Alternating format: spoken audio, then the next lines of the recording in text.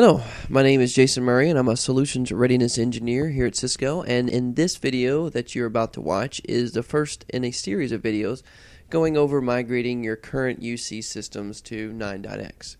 These videos will cover three different systems: the Communications Manager, Unity Connection, and Presence.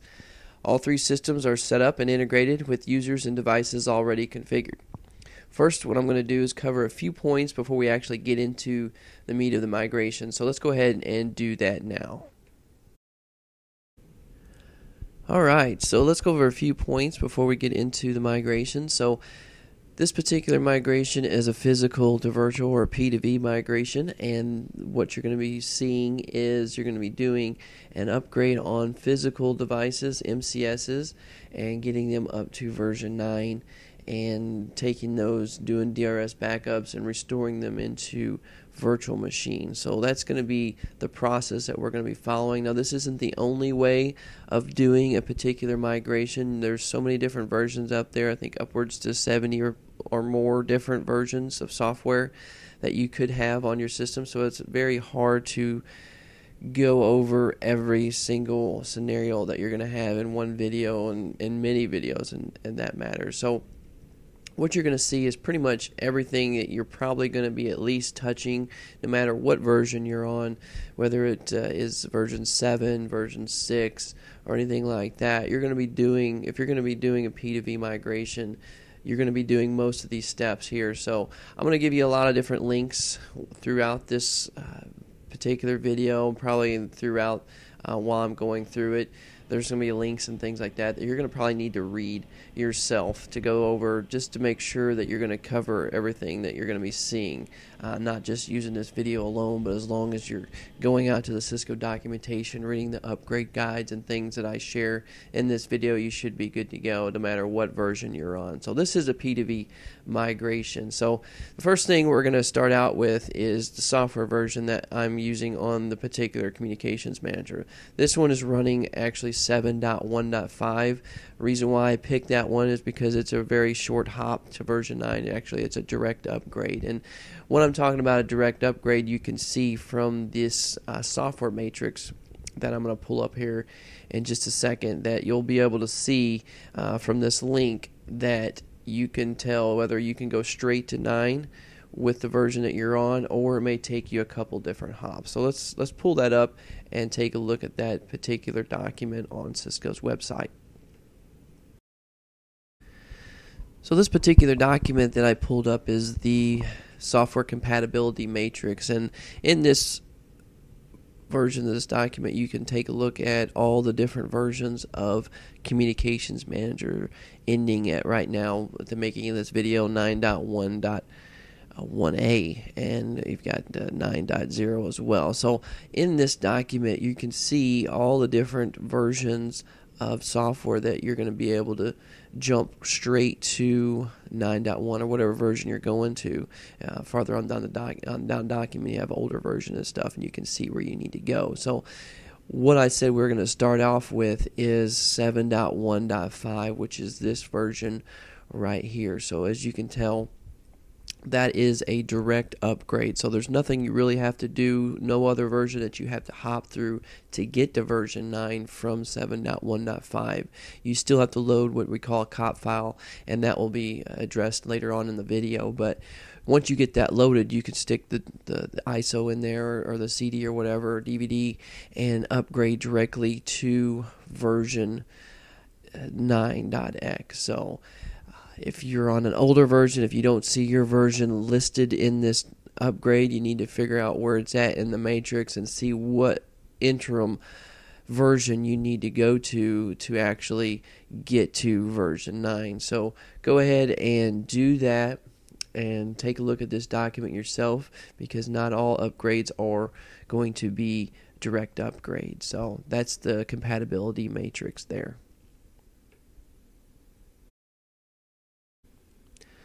Alright, so we've talked about the software, and now let's go ahead and get into what the hardware means to you. So this particular Communications Manager is installed on an MCS 7815i2, and that'll mean something here in just a minute when we go to Cisco's website and check out to make sure that version 9 is actually supported to be installed on this particular box.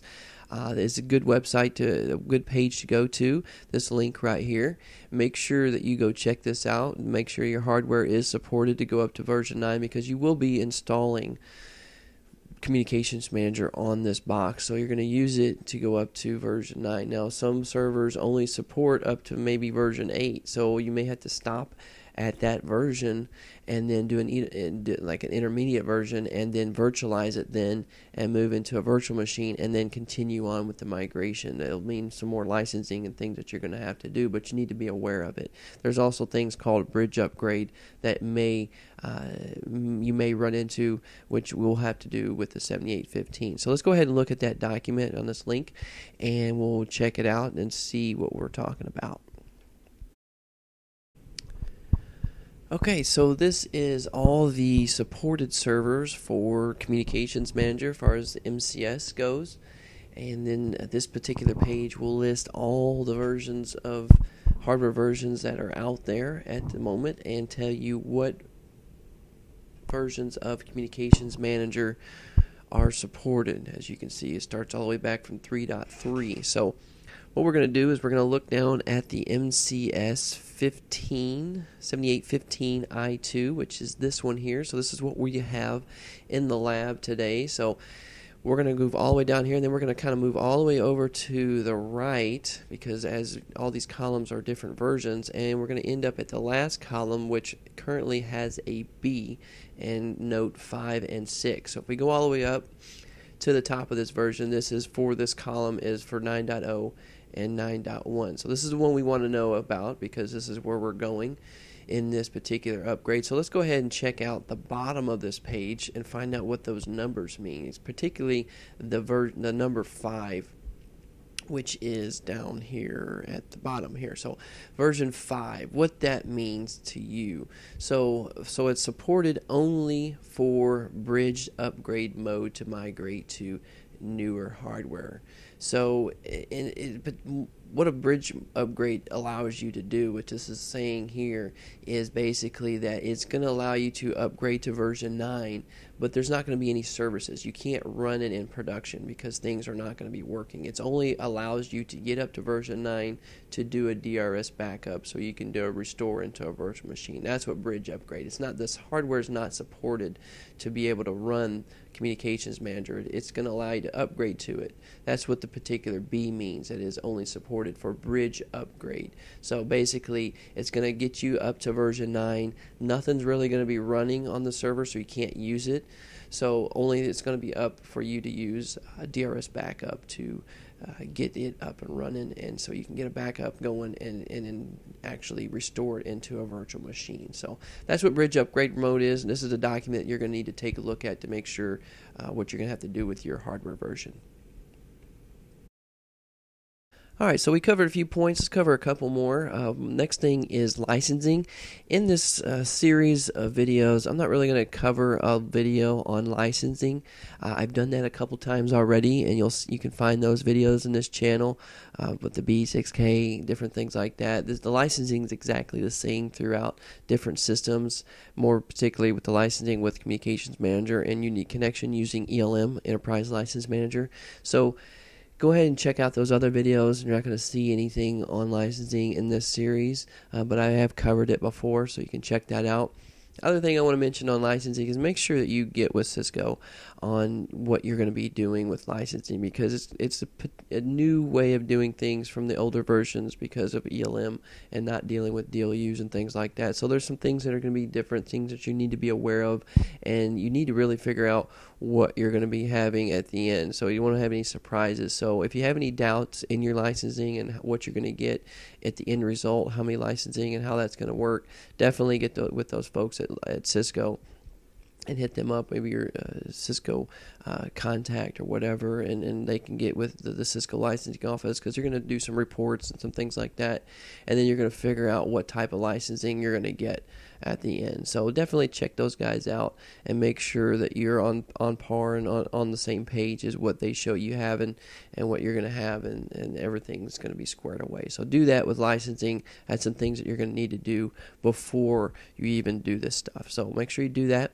And the last thing I want to mention is make sure you review all the material. I've taken probably about 10 minutes now talking about different things of what we're going to be doing in the lab, but it's not going to match your system exactly. So make sure that all these links that I've mentioned already and ones that I'm going to be pointing to later on in the video, make sure you go into these things and checking those out and reading through them thoroughly, because there's things that may have not covered in this particular video because it doesn't apply. But pretty much all the things that I'm going to be doing, you're probably going to be doing yourself. So there just may be one thing here that you may have to do on top of what we're doing in this video. So make sure you're reviewing all the material, not just the video, but take a look at all the documents and things and the links that I've shared in here. So with that being said, let's go ahead and get into the meat of it and get into the actual Communications Manager upgrade. So let's do that, and we'll take it on from there.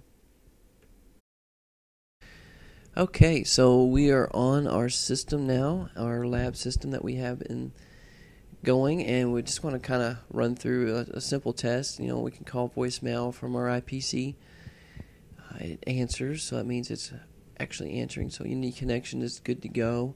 We also have the present server here, and it's logged in, shows a status of available.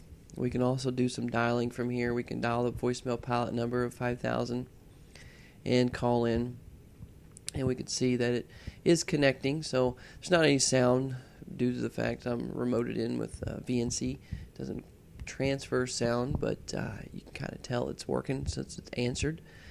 So it's pretty much the basic test of showing that it's working. So first thing we've got to do before we do an upgrade, basically on most upgrades that you do, except for probably when you get to 8.6, is install a COP file, a Cisco option package.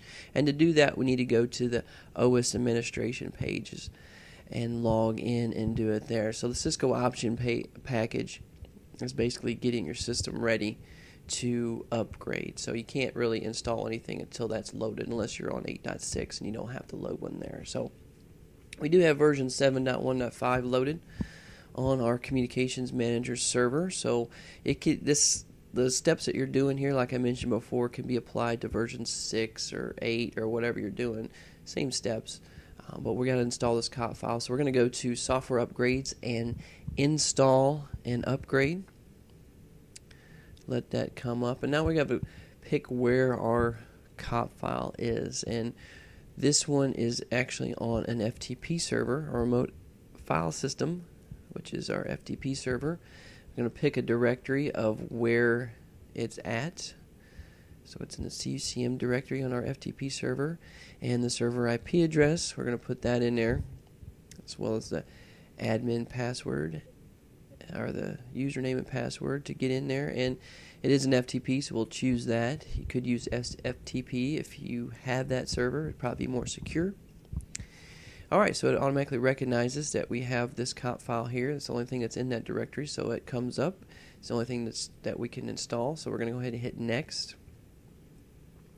And this is going to take a little bit of time, so we're going to go ahead and do a pause of the video and then come back.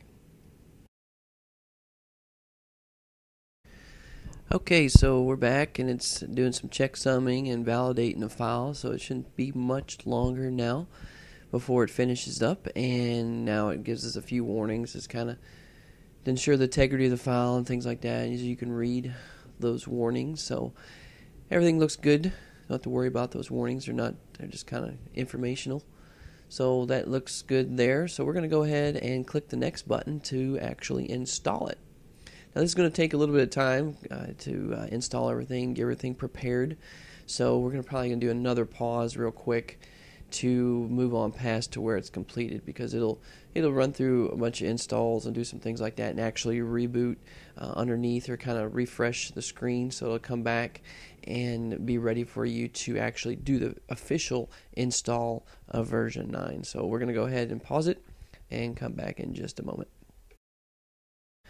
Alright, so the COP file is done installing. We see the complete message here on the status, and we have an installation log that it was successful. So we're going to click the install another. It'll take a little bit for it to finally come back up, because it restarted the Tomcat service. So because of that, you've lost your login, so it's going to have you log in again to the OS administration page. So we're going to go ahead and do that and log into the page again, and we're going to go through the same process of installing the actual upgrade. So back to the software upgrades menu, install upgrade. This time we're not going to install it off the FTP because it takes too long to go over the network. We're going to actually have a DVD CD. So basically the only thing you really need to do there is have it selected, and then in the directory box, we're going to go ahead and click, just put in a / and that's it. And you can see on this page here that we actually have a few more boxes you could fill out because of the COP file that we installed. So we're going to click next, and as you can see, we've got the one that's attached in the DVD drive. So we've got a 9.0 version in there. I know 9.1 is, as soon as I'm making this video, 9.1's out. So this is the same process. If you added whatever version it is, that would show up in the DVD drive. So we're going to go ahead and click next. And to download it, it's not going to take as long as it did with the COP file because it's not remote. And it's going to pull up, and it's going to give you a bunch of warnings to make sure that you're doing your backup before you're actually doing anything. Make sure that, the same thing with the integrity, and to remind you that this is a refresh upgrade. So refresh upgrades, it's going to be extended outages. It's not like another upgrade that you would have that is normally an L2 upgrade. You're going to do a refresh upgrade, which means it's going to have some reboots along the way. And we can do a couple different options. We can do switch to new version or don't switch. Now, this doesn't mean it's not going to reboot the system. So it just means when it's finally done, will it be on the new version or the old version? So since it's going to be doing reboots anyways, you might as well click switch to the new version.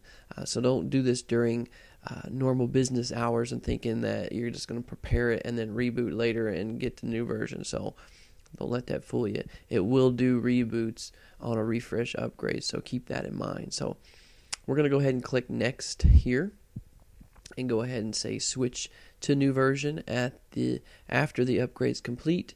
And again, it's going to warn you this is a refresh upgrade. That means that it's going to be some services that are going to be affected and everything else. So we know that this is a lab environment, so we're not really affecting anybody but the lab, so nobody's on the system. So we're going to click OK,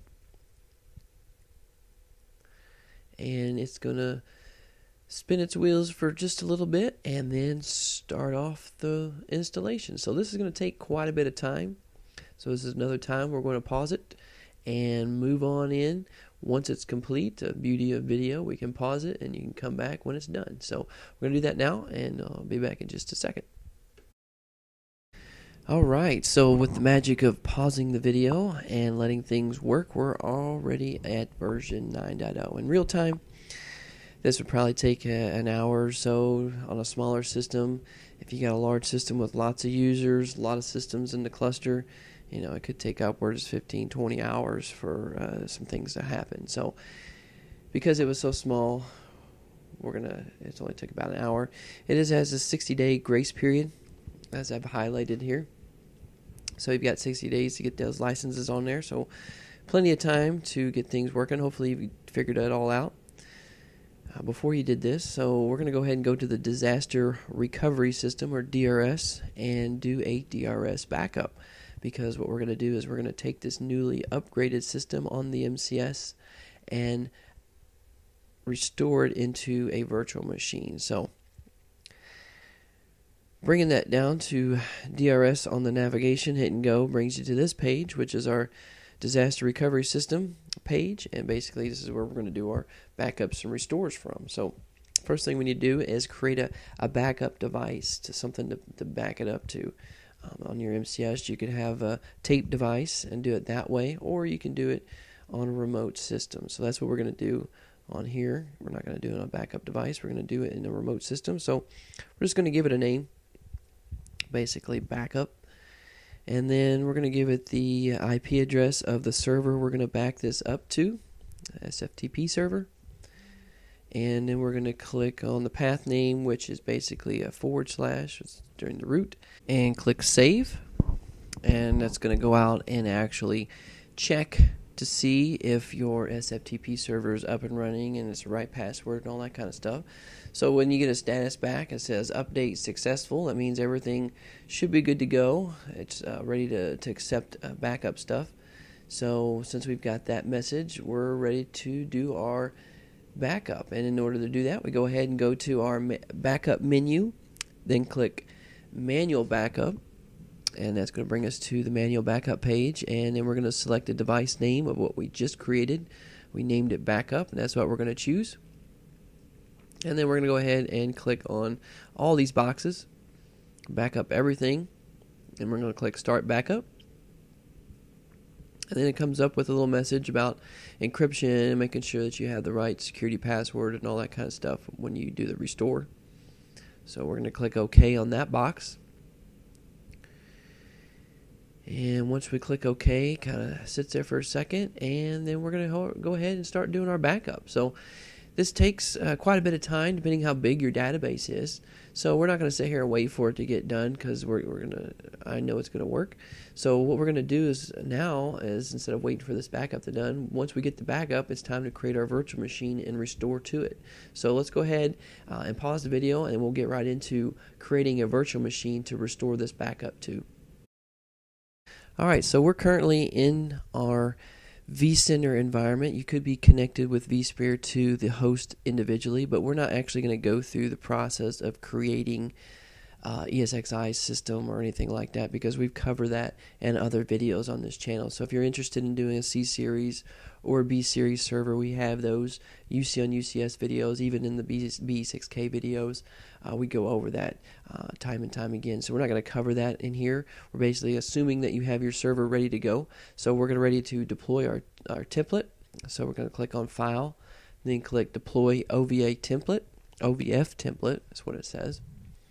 And then we're going to click Browse, and we're going to go to our computer network location, wherever our OVA template is. You basically download this from Cisco.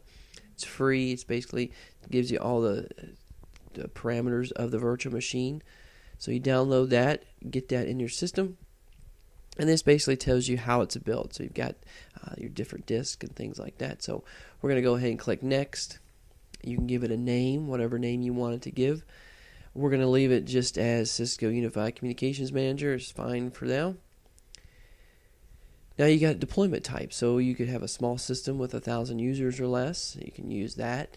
And then you've got, it kind of tells you what those parameters are, or you can choose another one in the list, and it'll basically change your hard disk size and stuff. But we're going to keep it at 1,000 users. And then you're going to choose the server you're going to put it on, which is basically this one here. It's the only one we have. Then we're going to click Next. And then once that comes up, you're going to be able to click on your data store. So whatever data store it is, if it's one big data store, put it there. Larger data stores, whatever you want to do, that's what you're going to choose. And then as far as the provisioning, disk format, I'm going to choose thin provisioning here just to keep it small on the disk. But for your production system, I would suggest, I think its suggestion is the thick provision lazy 0. And then basically you've got the ready to complete message. So you got everything, what you're going to be configuring, what you're going to deploy. So take a look at that, make sure everything looks good, and then click Finish. And then it's going to spin a little bit and take care of all the different things. Creating it doesn't take too long, and completed successfully message should pop up, and then you click Close. Alright, so our virtual machine is created. You can see that here in the list of these other ones. Ignore the other ones for now. This is the one that we just created, and it's got our name on it. So next thing we have to do is actually install the system in there. So you have to install the same version that you made the DRS backup from. So 9.0 is what we backed up. We're going to have to install that same version to enable to do the restore. So in order to do that, we're going to have to attach the ISO, and we have to upload that to the data store, which is already done for us. And we're going to click on the CD device and click the data store ISO file, click browse. Got our two data stores. We saw those earlier when we were creating the virtual device. This one here is where the actual virtual machine files are located. So you can see the names there. So our actual ISOs are on the ISO drive. So we're going to open that up. And then we've got it in this folder here. And CUCM and CUC use the same ISO. So we're going to click on that. Click OK. That's the one we want. And then we got to make sure that it's connected at power on. If it doesn't do that, it won't see it. It is a bootable ISO, so it will boot off of that. So we're going to click OK. And now that it's attached, it's connected at power on, all we have to do is right click on the actual VM and power it on. So we're going to do that now. We're going to right click on, click power, and then power on. And then from there, we're going to click on the console to kind of watch it come up. And from that point on, you basically go through your normal install. We're not going to go through the screens of installing everything. I mean, you're going to put the same IP address on it, same subnet mask, same NTP. Just keep everything exactly the same as you built the other one. But you're going to go through the system and install it. Completely same security password, same everything. It's basically safe to install the brand new system, same version, and then same settings, and go through the process of installing it. Then once it's complete and it's done, installed, you'll be ready to do the DRS restore, which we're going to be doing in just a second. So now that you've got your system done or deployed and it's installed, configured, ready to go, we're going to pause and we're going to come in and do the restore. Alright, so now we are in our brand new installed virtual machine. We get the same warning message. So if we click on devices and click phone, and then we click find, we're not going to find any devices because this is a brand new machine, nothing configured on it, brand new virtual machine. So now that we have it blanked, it's nothing on it and brand new, so we're going to go ahead and do a DRS restore to it, so we can get all that, pull that information that was in on the MCS and take that back up and restore it. So we're going to go back into DRS, disaster recovery system, and we're going to do the same thing. We're going to have to recreate the backup device. Remember, we did that on the old system. So that's no longer here. This is a brand new system, so we're going to have to recreate the backup device again because this is a new system, so we're going to have to get it there. So we're going to click Add and create the same backup device as we backed up earlier, or we used as a backup earlier. So we're going to give it the same name. Let's keep it backup. And then we're going to give it another, or give it the same IP address, path, and then username, password, and then we're going to click on the save.